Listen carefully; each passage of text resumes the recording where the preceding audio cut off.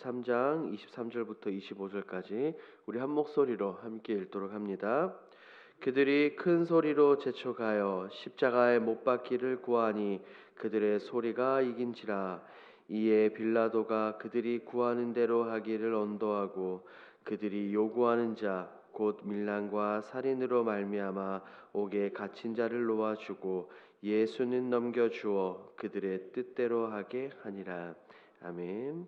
오늘 본문은 예수님께서 재판을 받으시는 장면입니다. 바라바와 예수님 중 사람들은 바라바를 놓아주고 예수님을 십자가에 못 박으라고 소리 지르는 장면을 볼 수가 있습니다. 사람들의 이 요구를 받은 빌라도의 반응은 어떠했을까요? 오늘 본문을 통해서 함께 살펴보도록 하겠습니다. 내용 관찰 1번입니다. 빌라도가 예수님을 죽이지 않고 풀어준다고 하자 무리는 어떻게 반응합니까? 이 본문에 나오는 백성들은 계속해서 예수님을 다른 것이 아니라 십자가에 못 박으라고 소리 지르고 요청합니다. 앞서 빌라도는 예수님이 죄가 없음을 분명하게 확인했기 때문에 석방하려고 했지만 백성들은 빌라도와 정반대의 모습을 보죠. 18절에서 바라바를 놓아주기를 요청합니다. 그리고 예수님을 십자가에 못 박으라라고 소리를 지릅니다. 이때 빌라도가 한번 주춤하는 모습을 보이자 백성들은 더욱더 소리를 더 크게 지릅니다. 그것이 바로 오늘 23절입니다. 23절 말씀을 한번 더 읽도록 하겠습니다. 그들이 큰 소리로 재촉하여 십자가에 못 박기를 구하니 그들의 소리가 이긴지라. 백성들은 더욱더 크게 소리를 지릅니다. 이때 빌라도의 반응을 보겠습니다. 2번입니다. 빌라도는 사람들의 요구를 듣고 어떤 결정을 내립니까? 빌라도는 최종 판결을 내립니다. 빌라도는 백성들의 요구와 지도자들이 요청하는 대로 그들은 행합니다.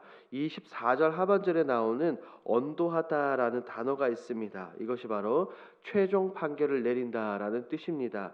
이전에 앞서 빌라도는 무려 3번이나 이 백성들을 설득하려고 했습니다. 하지만 최종적으로 이 백성들에게 예수님을 넘겨주죠.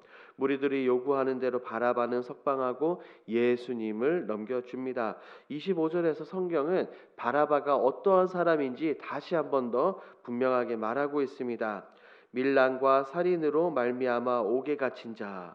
그만큼 바라바는 악한 자임에도 불구하고 빌라도는 백성들 지도자들의 요청에 예수님을 넘겨줍니다. 하반절을 보니 그들이 뜻대로 하게 하니라 라고 말입니다. 그들은 어떤 뜻을 요구했습니까? 21절에 나오죠. 바로 예수님을 십자가에 못 박는 것입니다. 빌라도는 지금 예수님을 이들에게 내어주는 모습을 볼 수가 있어요. 이어서 영과 묵상을 보도록 합니다. 빌라도는 왜 바라바를 놓아주고 죄가 없다고 3번이나 말한 예수님께 사형을 구형합니까?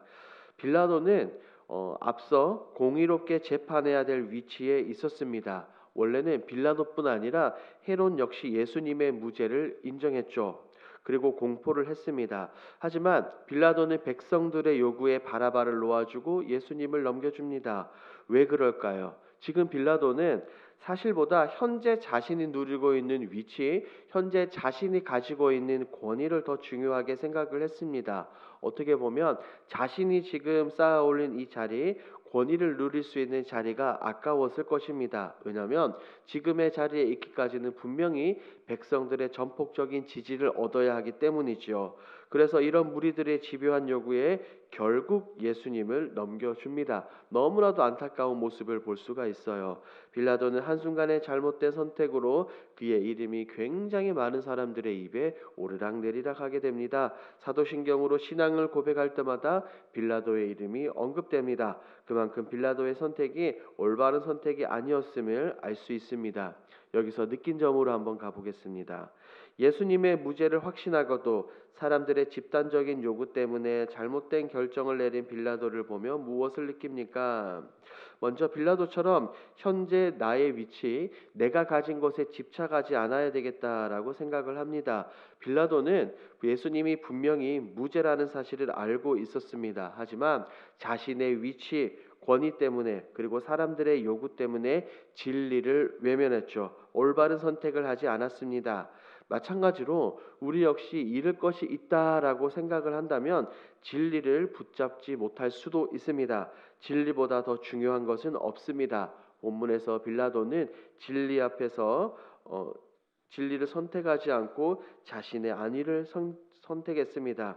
우리 역시 어떠한 큰 어려움, 어떠한 문제, 선택해야 될 것을 앞에서 동일하게 우리가 타협을 하지 말아야 합니다. 하나님 말씀과 위배되는 진리, 하나님의 진리와 상충되는 선택들을 해서는 안 된다는 것이죠. 본문이 나오는 빌라도는 사람들의 소리에 집중을 했지만 우리는 사람들의 소리가 아닌 하나님의 소리, 하나님의 말씀에 집중해야 될 줄 믿습니다. 오늘 본문에 나오는 빌라도의 모습을 반면교사 삼아 세상과 사람들이 아닌 하나님의 음성에 귀 기울이시는 저와 여러분들이 되기 바랍니다. 적용입니다. 내가 중요한 결정을 내릴 때 말씀보다 세상의 소리에 더 귀 기울인 적은 언제입니까? 이 질문을 보자마자 대표적으로 사울이 떠올랐습니다. 사울은 이스라엘의 초대 왕이었죠. 하지만 사울은 하나님의 말씀에 하나님의 음성에 순종하기보다 자신의 생각, 자신의 선택에 더 집중했습니다. 블레셋과의 전쟁에서 제사를 드려야 되는데 사무엘이 오지 않습니다. 군사들을 우왕좌왕하고 도망가기에 급급했습니다. 그의 눈으로 볼 때 군사들의 사기가 떨어진 것처럼 보였습니다. 그래서 해서는 안 될 선택을 하죠. 직접 제사를 드린 것입니다.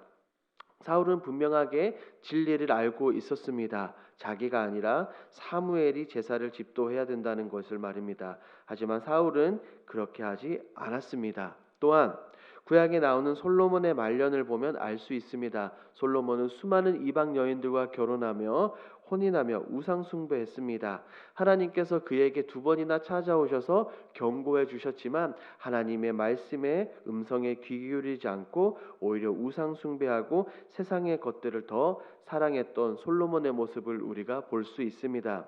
이런 모습들은 곧 나의 모습, 곧 우리들의 모습일 수 있습니다. 말씀보다 내 생각, 내 지혜, 내 방식을 고집할 때가 너무나도 많습니다. 이런 것들은 모두 다 내려놓고 다른 것이 아니라 말씀대로 살아가시는 저와 여러분들이 되기 바랍니다.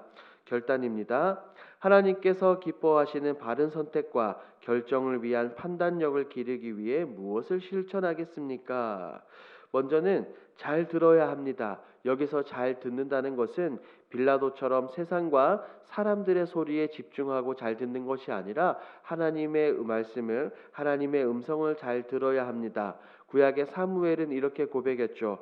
하나님 말씀하옵소서, 주의 종이 듣겠나이다 라고 말입니다. 그때 하나님은 사무엘에게 굉장히 많은 진리들을 말씀해 주셨습니다. 우리도 이와 같이 말씀을 들을 준비를 해야 합니다. 어떻게 해야 될까요? 먼저는 말씀을 읽어야 되겠죠. 말씀을 읽지도 않는데 어떻게 하나님의 마음과 뜻을 우리가 알 수 있겠습니까? 말씀을 반드시 읽어야 합니다. 그리고 2번째로 이어서 기도하며 경청해야 합니다.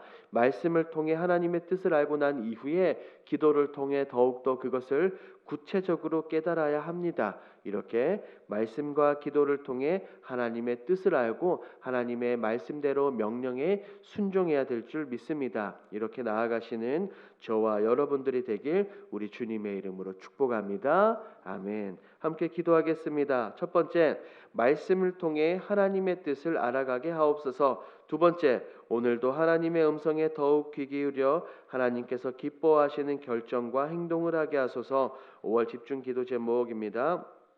리모델링 헌금을 작정하고 드리는 성도들에게 복을 내려주셔서 간증들이 넘쳐나게 하옵소서. 리모델링 시공을 위해 시작부터 완공에 이르기까지 은혜롭게 진행되게 하옵소서. 이와 같은 공동기도 제목으로 기도하시고 여러분들이 가지고 오신 개인기도 제목으로 자유롭게 기도하시다가 돌아가겠습니다. 우리 주여 힘차게 부르시고 기도하겠습니다.